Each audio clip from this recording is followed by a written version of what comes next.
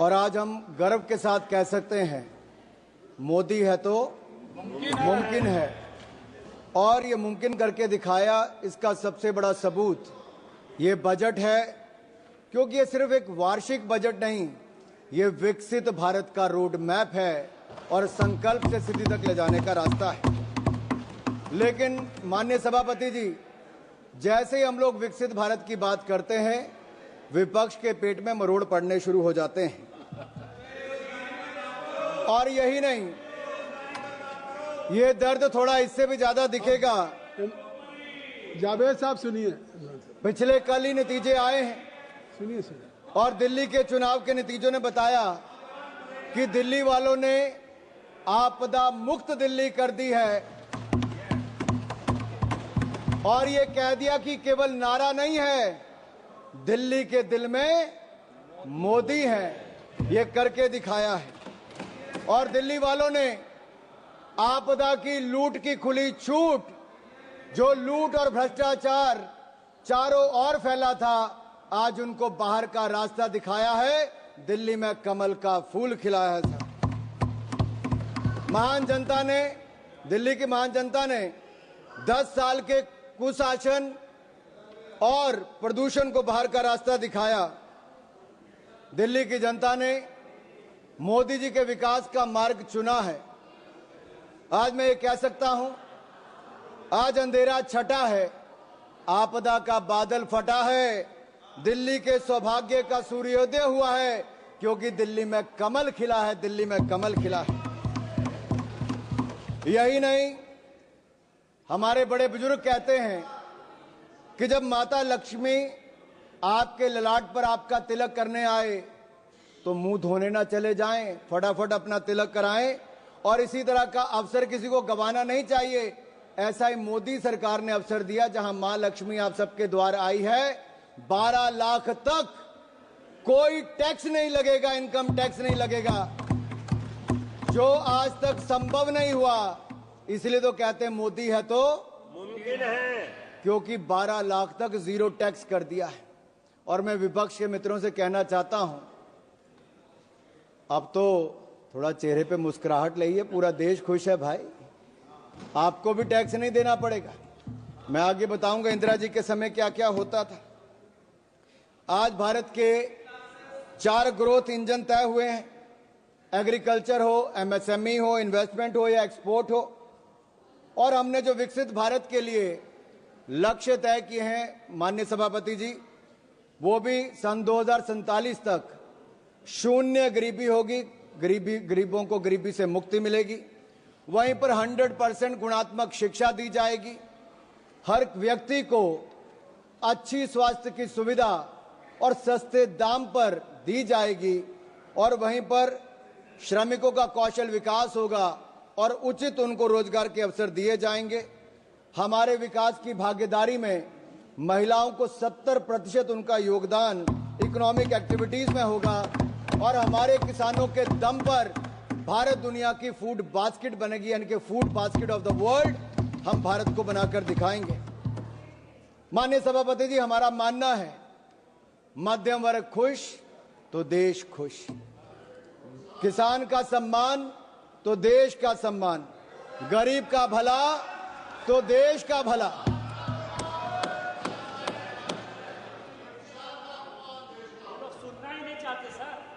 सभापति जी, अगर मैंने देश के सम्मान की बात की, गरीब के कल्याण की बात की, मध्यम वर्ग के खुशी की बात की, तो इनको दर्द क्यों हुआ है? क्योंकि 60 वर्षों तक आपने दर्द दर्द और दर्द ही दिया है, और हमने दर्द से मुक्ति दिलाने का काम किया। और वो मोदी जी ने दी मध्यम वर्ग को राहत, तो विपक्ष को हुई आहत। और इनका दर्द दिखाता है, ना इनको मध्यम वर्ग से मतलब है, ना ही गरीब से। और इनका तो वही घिसा पिटा पुराना टेप रिकॉर्ड चल रहा है, कुछ नया तो है ही नहीं, नई सोच नहीं, कुछ नया कहने के लिए नहीं। महोदय, इस बार विदेशी चिंगारी ना होने का असर साफ दिख रहा है, और ये विपक्ष पर विदेशी चिंगारी ना होने का असर साफ दिख रहा है। उधर चिंगारी बुझी और इधर विपक्ष बुझ गया है। समझ रहे हैं ना आप? निशिकांत जी ने सुबह बताया भी था थोड़ा सा, और समझदार को तो इशारा ही काफी होता है। इनके जमाने में इनकम टैक्स का चाबुक चलता था, टैक्स टेररिज्म था, और ये टैक्स का चाबुक चलाने वाले हमसे पूछ रहे हैं कि आपने बजट ऐसा क्यों दिया है। और राहुल गांधी जी क्या कहते हैं? नेता प्रतिपक्ष कहते हैं, Rahul ji calls it as a banded budget. अरे आप लोग घाव देते रहे, हम घाव भरते रहे। Late me say this is not a bandage budget, this is a booster budget, this is a booster budget, this is a booster shot. और जो कहते हैं कि पैराडाइम शिफ्ट की बात करते हैं, माननीय सभापति जी मैं कहना चाहता हूं पैराडाइम शिफ्ट तो आया है।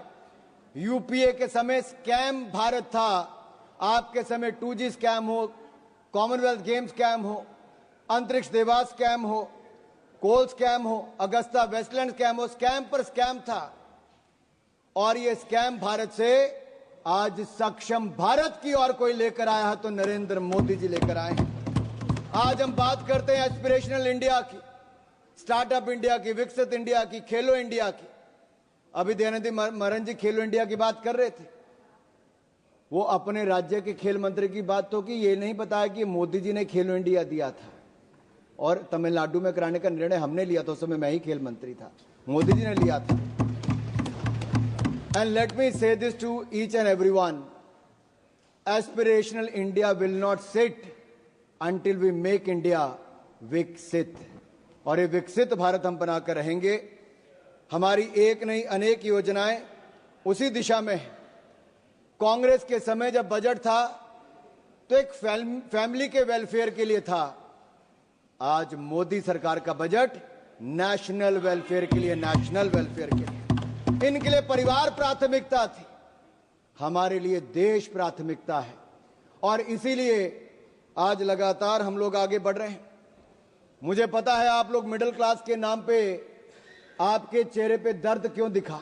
ये दर्द जो झलका है ना साहब इनका, इनके लिए मिडिल क्लास के वर्ग, टैक्स पेयर, इनकी तिजोरी भरने वाला था। टैक्स तो मिडिल क्लास देता था, घोटालों में कांग्रेसी पैसा खा जाते थे, एक के बाद दूसरा स्कैम करके दिखाते थे। इन लोगों के लिए मिडिल क्लास इनकी तिजोरी भरने वाला है। हमारे लिए मोदी जी के लिए मिडिल क्लास ग्रोथ पार्टनर है, देश के विकास का भागीदार है।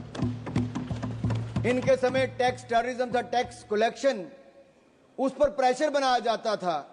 हमारे समय टैक्स में राहत दी जाती है और साथ ही साथ टैक्स कलेक्शन बढ़ाकर भी दिया जाता है। One nation one tax, GST लाने का किसी में दम था तो प्रधानमंत्री नरेंद्र मोदी जी लेकर आए। आज रिकॉर्ड जीएसटी कलेक्शन है साहब, 1,75,000 करोड़ रुपया औसतन हर महीने का टैक्स कलेक्शन है। उसका सबसे बड़ा लाभ राज्य की सरकारों को मिल रहा है। और ये बजट केवल जीडीपी का आंकड़ा नहीं, या मैं कहूं जीडीपी का नहीं, जो ग्रॉस डोमेस्टिक प्रोडक्ट आप कहते हैं वो नहीं, ये जीडीपी हमारे लिए है गरीब, देशभक्ति और प्रगति। जीडीपी गरीब, देशभक्ति और प्रगति इनके लिए है। मिडिल क्लास का पैसा अब कांग्रेस के खाते भरने के लिए नहीं, मिडिल क्लास के अपने खाते में जाएगा। क्योंकि मिडिल क्लास के भाई और बहनों, अब आपको 12 लाख तक कोई टैक्स नहीं देना पड़ेगा, आपको टैक्स मुक्त कर दिया जाएगा। राहुल जी जीरो चेक कर लीजिए, 1 जीरो और भी। अच्छा सुप्रिया जी नहीं दिखाता, चलो सुप्रिया जी ने कहा मैं नहीं दिखाता। ये कांग्रेस की सीटों की बात नहीं है, मैंने छोड़ दिया सुप्रिया जी।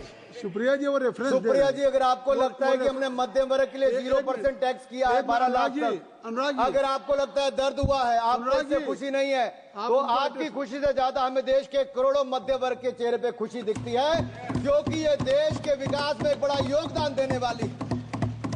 ये जीरो गिनने की बात आप उनको मत एड्रेस करिए, आप इधर एड्रेस। माननीय सभापति जी, ये जीरो चेक करने की बात मैंने राहुल गांधी जी से की, और वो आपने रेफरेंस दिया है, और मैंने रेफरेंस दिया है। और मैं आप सबके सामने पूछ, माननीय सभापति जी, सन 2014 के लोकसभा चुनाव दिल्ली की जनता ने कांग्रेस को कितनी सीटें दी? 0। 2015 के विधानसभा में कांग्रेस को कितनी सीटें दी? 0। 2019 के लोकसभा में कितनी सीटें दी? 0। 2020 के विधानसभा में कितनी सीटें दी? 0। 2024 के लोकसभा में कितनी सीटें दी? 2025 के विधानसभा में कितनी सीटें दी? 0। अगर ये जीरो का रिकॉर्ड बनाने का काम किसी ने किया है तो राहुल जी के नेतृत्व में कांग्रेस पार्टी ने किया है। आप नहीं, nothing will go on record, nothing will go on record. Sir, ये दिल्ली वालों ने तो कांग्रेस को बड़ा जीरो दे दिया, अब बंगाल में भी तृणमूल का जीरो होने वाला है। Kindly address to the chair. Nothing will go on the record except Anurag Thakur ji. Please you address. Sir, मैं मध्य वर्ग पर टैक्स की बात कर रहा था। सर, मेरा तो उस समय जन्म भी नहीं हुआ था, लेकिन 28 फरवरी 1970, सर मैं जून 1975 की बात नहीं कर रहा जब इंदिरा जी ने इमरजेंसी लगाई थी, मैं 28 फरवरी 1970 की बात करता हूं जब इंदिरा गांधी जी ने बड़ी निर्ममता के साथ इस देश के सामने मिडिल क्लास पर टैक्स लगाने की घोषणा की थी। और मैं एक टेप लाया हूं, मैं सुना दूं आपके सामने। इंदिरा जी का भाषण सुनाऊं थोड़ा सा? क्या था? नहीं, जमा कर दीजिए। नहीं जमा कर, आप जमा कर दीजिए। नहीं, इनमें से बहुत सारे नहीं, आप सर, बात इंदिरा जी ने नहीं सर, ये कांग्रेस पार्टी कहां मैं इजाजत दे रहा हूं? आप बढ़िए। सर, कांग्रेस चाहती है कि इंदिरा जी की टेप ना चले, नियम कहता है कि ना चले, लेकिन मैं आंकड़ा जरूर बताना चाहता हूं कि कैसे इंदिरा जी ने एक और तो इमरजेंसी लगाकर काला अध्याय दिया, लेकिन दूसरा 28 फरवरी 1970 को सरकार के टैक्स स्ट्रक्चर को देख लीजिए, जहां पर कमाई करने वाले जिनको दिन रात मेहनत करते थे उनको डायरेक्ट टैक्स 97.5% लगा दिया गया था। 97.5% टैक्स लगा दिया था।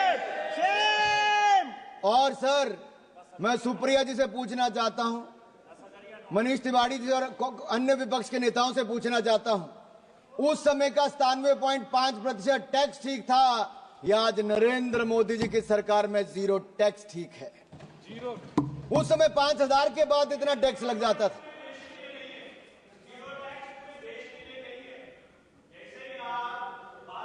रिकॉर्ड में नहीं जा रही। कोई चीज रिकॉर्ड में नहीं जा रही।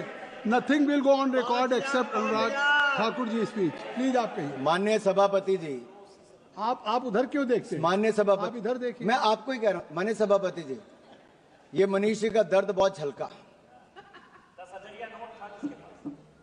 क्योंकि इनकी आमदन 12 लाख से ज्यादा हो सकती है, मैं उस पर टिप्पणी नहीं करूंगा, लेकिन जो करोड़ों लोगों की 12 लाख तक की आमदन है, मैं पूरी जिम्मेदारी के साथ कहता हूं 12 लाख तक कोई टैक्स नहीं देना पड़ेगा, जीरो टैक्स है। और मैं याद करा दूं कांग्रेस के अपने मित्रों को, उस समय 5,000 की आमदन के बाद 97.5% टैक्स सरचार्ज लगा के कर दिया था। और काला धन अगर किसी के कारण इकट्ठा हुआ, भाई निशिकांत दुबे जी को याद होगा, प्रणब मुखर्जी ने जो अपना व्हाइट पेपर दिया था, उस सब में कहा गया था कि काला धन के पीछे कारण क्या है, तो उस समय की कांग्रेस की नीतियां थी जो काला धन करने के लिए काम करना पड़ता था। यही दिया था कि नहीं दिया?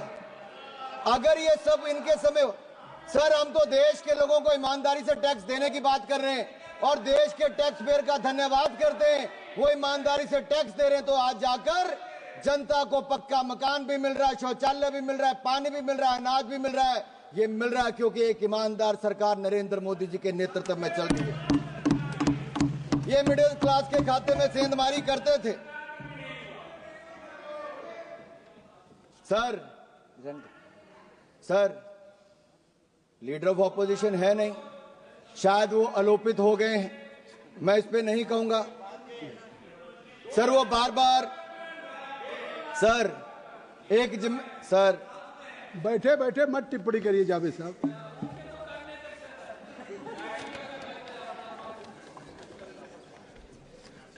सर मुझे एक दो बातें यहां पे जरूर कहनी है। मैंने मध्यम वर्ग की बात की, लेकिन गरीब की बात जरूर करूंगा। सर, एक राजनीतिक दल ऐसा है जिनके पहले प्रधानमंत्री से लेके मोदी जी से पहले के प्रधानमंत्री, यानी कि नेहरू जी से लेके मनमोहन सिंह जी तक, इन सब लोगों ने गरीबी हटाओ का नारा लगाया, गरीबों को छलने का काम किया और गरीबों के लिए गड्ढे खोदने का काम किया। लेकिन एक गरीब मां के बेटे नरेंद्र मोदी जी ने मात्र 10 वर्षों में कर दिखाया जो आप 60 साल में नहीं कर पाए। 4 करोड़ गरीबों को पक्के मकान बनाकर दे दिए और 3 करोड़ पक्के और मकान मंजूर कर दिए। लेकिन इनके किसी सांसद की सदस्यता जाने पर जब मकान खाली करने को कहा जाता है तो इनका दर्द तब झलकता है कि मकान खाली कर दिया, मकान नहीं है।